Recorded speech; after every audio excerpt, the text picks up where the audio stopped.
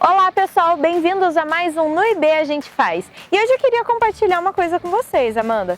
Acredita que eu fiz um exame de sangue recentemente? E tem toda aquela lista cheia de valores e termos complicados e tal. E o meu médico por ali, ele viu que a minha glicemia tá baixa. Então, Jordana, você sabia que todos esses valores assim são chamados biomarcadores? Sério? O que isso significa, Amanda? Biomarcadores são todos os indicadores que nós possamos estar saudáveis ou doentes. Entendi. Oh, muito interessante isso. Inclusive, nós vamos visitar hoje o laboratório da professora Valéria Sandrin, do Departamento de Farmacologia do Instituto de Biociências, que estuda novos biomarcadores associados à pré-eclâmpsia. A pré-eclâmpsia eu já ouvi falar. É aquela situação onde as grávidas podem desenvolver pressão alta e acometer a gestação, certo? Isso mesmo. E pressão é um biomarcador. Isso mesmo. Então vamos lá conferir que eu estou curiosa. Vamos lá.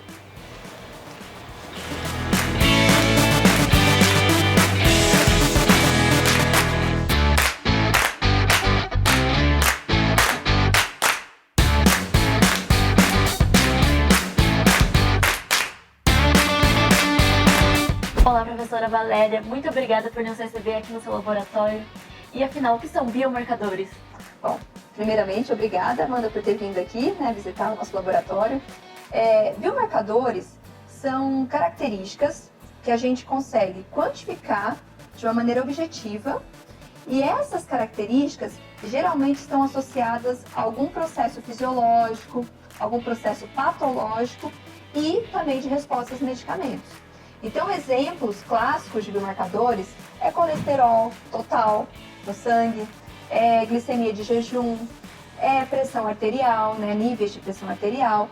Então, esses biomarcadores que estão constantemente no dia a dia, da maioria das pessoas, eles são utilizados para indicar se aquela pessoa tem um risco maior de ter diabetes, tem um risco maior de desenvolver uma doença cardiovascular, e até mesmo de diagnosticar a hipertensão. Então, são características muito importantes que a gente tem que conhecer para melhorar a saúde das pessoas. E como funcionam os estudos de biomarcadores na pré-eclâmpsia? Eles estudam diretamente nas mulheres grávidas? Isso.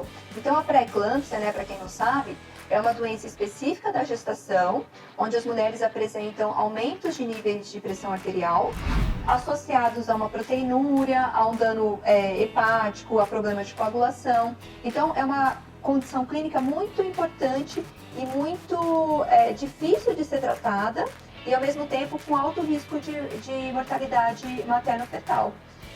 Então, se conhecer que biomarcadores estão relacionados à pré-eclâmpsia ou que podem aumentar a chance de uma mulher ter pré-eclâmpsia, desenvolver pré-eclâmpsia, é muito importante encontrar esses biomarcadores. Hoje a gente não tem nenhum disponível ainda. Então, o laboratório ele foca para fazer pesquisa nisso. Então, como que a gente faz isso? Nós coletamos as amostras, sangue das gestantes, urina, logo no início da gravidez. E acompanhamos essa gestante até o final da gravidez. Se ela desenvolveu pré-eclâmpsia, ela vai ser nosso grupo caso. E aquelas que não desenvolveram, que tiveram uma gestação saudável, tranquila, elas vão ser o nosso grupo controle. E a gente começa a procurar que componentes tem no sangue e na urina que podem ser diferentes entre essas gestantes, tá? E esse biomarcador, ele pode nos indicar, essa mulher, ela pode ter um risco 1 a 2 vezes maior de desenvolver pré-eclâmpsia ao longo da gestação. E aí a gente tem que cuidar melhor dessa mulher, tem que monitorar melhor essa mulher. E já se conhece algum fator de risco para predisposição de pré-eclâmpsia?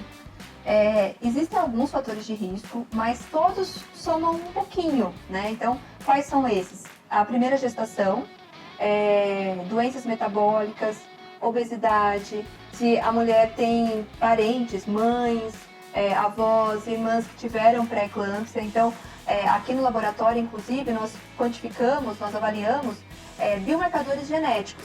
Então, a gente procura por variações genéticas em mulheres que tiveram pré-eclâmpsia e tenta entender se essas variações podem aumentar o risco dela ter a doença.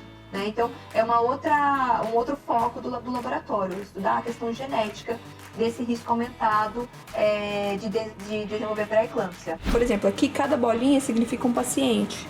Então, nós temos variações genéticas que a gente consegue visualizar com esse aparelho. Então tem como a gente saber qual que é a característica genética dele. Muito obrigada pela explicação, professora.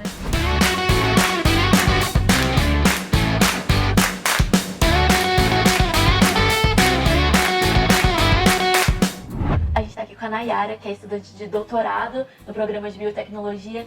Nayara, você pode contar pra gente um pouco sobre suas pesquisas?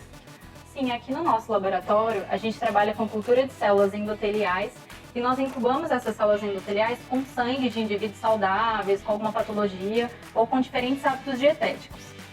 Essas células endoteliais, elas são as células que revestem os nossos vasos sanguíneos e são responsáveis pela contração e dilatação dos nossos vasos. E precisa de algum cuidado especial para entrar na sala de cultura? Sim, a gente precisa se paramentar com os EPIs, que são os equipamentos de proteção individual, para evitar qualquer acidente ou contaminação, tanto nossa quanto da célula.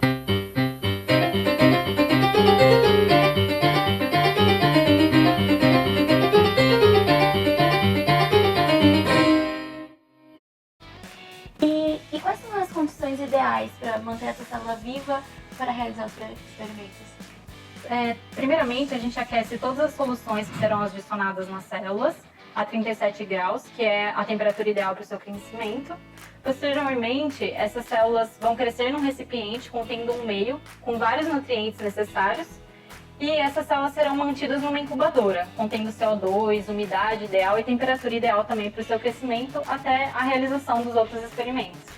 Muito obrigada. Vamos lá ver o resto do laboratório? Vamos!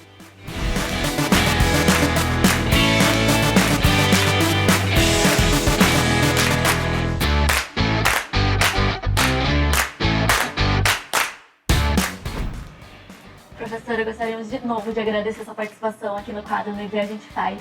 E como sempre, gostaríamos de perguntar para quem gostou do tema, o que estudar e onde trabalhar com isso? Bom, Amanda, assim, eu percebo que o estudo de biomarcadores, né, a descoberta de novos biomarcadores, ele vem sendo muito explorado tanto na universidade quanto nas empresas de diagnóstico, nas indústrias farmacêuticas. Então, existe muita literatura disponível e literatura atualizada.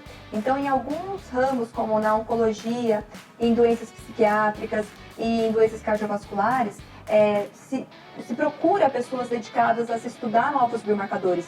Não esses clássicos, como eu falei para você, mas novos biomarcadores que possam, de uma maneira muito mais exata, indicar que pacientes têm um risco aumentado de ter uma doença ou de responder melhor a uma terapia A ou uma terapia B, né, que é a farmacogenética.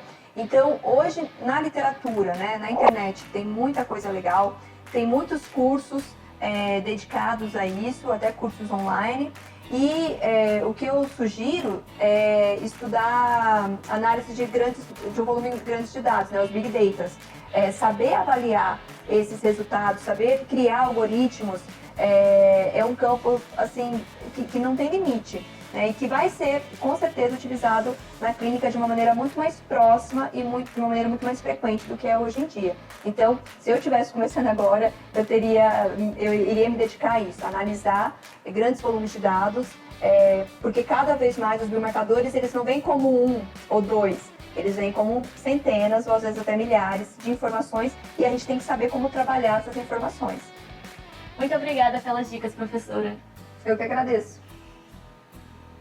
E aí, Amanda, conta pra gente como é que foi a visita ao laboratório da professora Valéria? Então, Jor, a Valéria realiza vários testes com sangue coletado de gestantes para descobrir se tem um marcador, um gene ou tem uma substância relacionada à pressão alta na gravidez.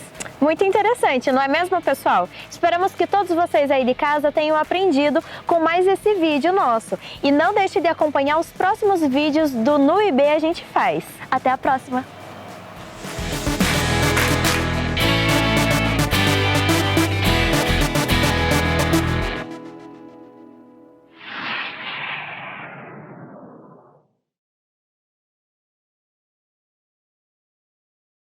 Jordana, você sabia que esses colesterol, pressão arterial, são tudo biomarcadores? Sério? E como Sim. que é isso, Amanda? São, Indicadores? são... Não...